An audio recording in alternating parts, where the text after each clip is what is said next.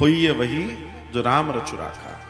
जो उसकी मर्जी है होता सब उसी के हिसाब से है। हम अपनी प्लानिंग कर सकते हैं, हम अपना विचार कर सकते हैं, हम अपने द्वारा सोच सकते हैं, लेकिन हम सिर्फ सोच सकते हैं।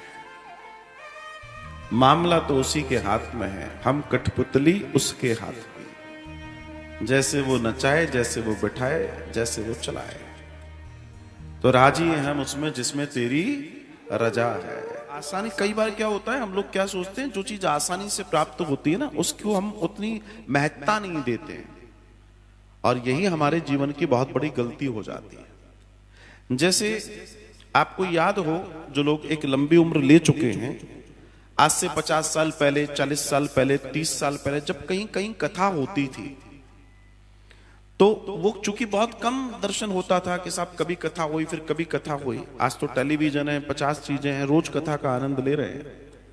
लेकिन वो समय बहुत अलग था, और लोग सिर्फ उस कथा में किसी भी तरीके से जुड़ जाएं, चाहे वहां झाड़ू लगाने को मिल जाए, लेकिन उसका आनंद लेने के लिए लोग वहां पहुंचते थे। क्यों? क्योंकि वो सीमित थी, सीमित। लेकिन आप विचार कीजिए, लोग कहते हैं कलयुग है, कलयुग है, कलयुग है, लेकिन वास्तविकता यह है कि भले ही कलयुग है, लेकिन एक बात बहुत समझने की और जानने की है कि इस कलयुग में ये कृपा बहुत सरलता से प्राप्त हो रही है। ये बहुत बड़ी बात है। ये जो मिल रहा है, ये सतयुग में इतना आसान नहीं था, ये द्वापर में इतना आसान नहीं था, ये त्रेता में इतना आसान नहीं था जितना आज आसान है। और आज के दर्शन में कोई भी व्यक्ति अपने जीवन का कल्याण इस देह से जीते जी कर सकता है। आज के इस कलयुग में इतना प्रभाव है कथा का, लेकिन हम दुनिया के प्रभाव में रहते हैं, इसलिए इस प्रभाव का हम लाभ नहीं ले पाते।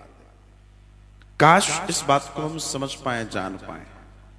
आप विचार किए, जो चीज इतनी महंगी थी, इतनी कीमती थी दुनिया की नजर में, आज वो उतनी ही कीमती और महंगी है, लेकिन हमें सरलता से मिल रही है, तो हम उसका ऐश्वर्य, जो उसका ओज है, जो उसका वजन है, उसे नाप नहीं पाते और कई बार अपना नुकसान कर बैठते हैं। तो मैं बारंबार एक ही बात कहता हूं कि जो मिल रहा है उसे अमृत समझिए, और कथा तो वैसे भी अमृत ही है, जिसका दर्शन हम आगे करेंगे, जिसकी चर्चा आगे आएगी। तो मेरा जो तात्पर्य है वो यही है कि भगवान कहते हैं, नित्यम भागवतम यस्तु पुराणम पठते नरा प्रत्यक्षरम भक्तेस्य कपिलादानजम फलम। अर्थात जीव जब कभी कपिला गौ माता का दान करता है, ऐसी गौ माता जो विशुद्ध देसी हो, कपिला हो, दूध देने वाली हो, और प्रथम बार मां बनी हो, जो स्वस्थ हो, पुष्ट हो, निरोगी हो, ऐसी गौ माता का जब कोई दान करता है, उससे उसको जिस फल की प्राप्तियां होती हैं, ठीक उसी तरह की प्राप्तियां भगवान कहते हैं कि अगर कोई कथा सुन ले या कोई कथा कह दे, वैसी निरंतर प्राप्ति उसको होती रहती है। कहने का तात्पर्य, सोचिए कि सिर्फ सुनना भर है, प्राप्त वैसा ही ओज होना है।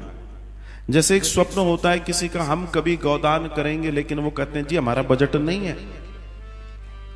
क्यों करेंगे? कुछ फल की प्राप्ति होगी।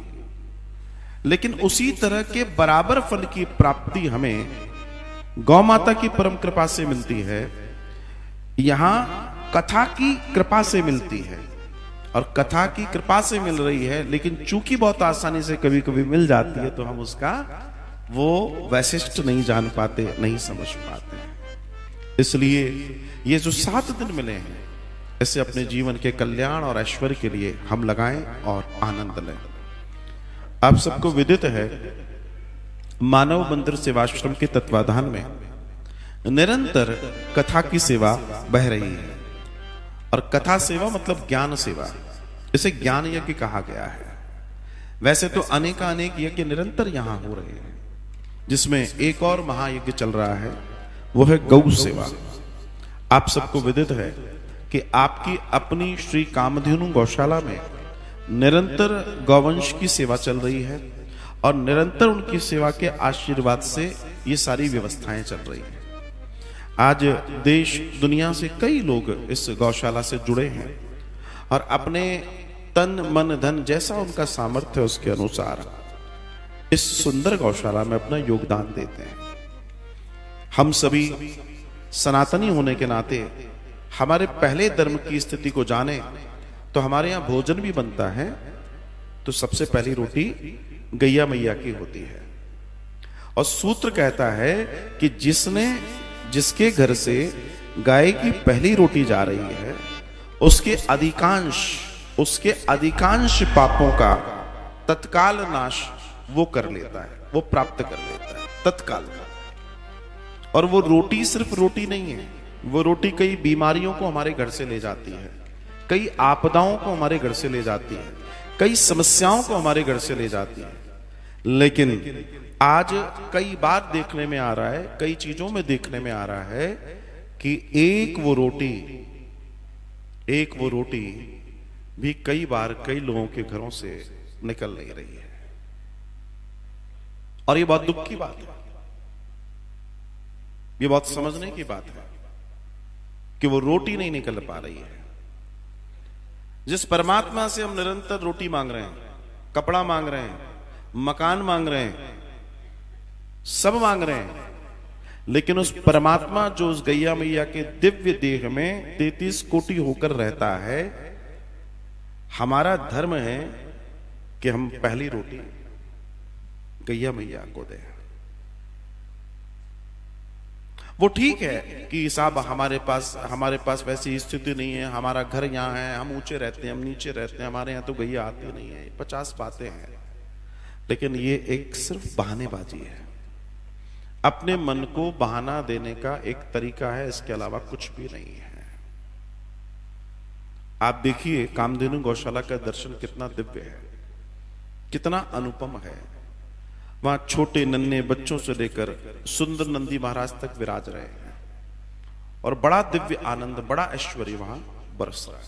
आप हमारे संत वाणी चैनल को सब्सक्राइब करें, वीडियो को लाइक करें, शेयर करें और हाँ, बेल आइकन पर क्लिक करना बिल्कुल ना भूलें ताकि हमारी किसी भी वीडियो की सूचना सबसे पहले आपको मिले।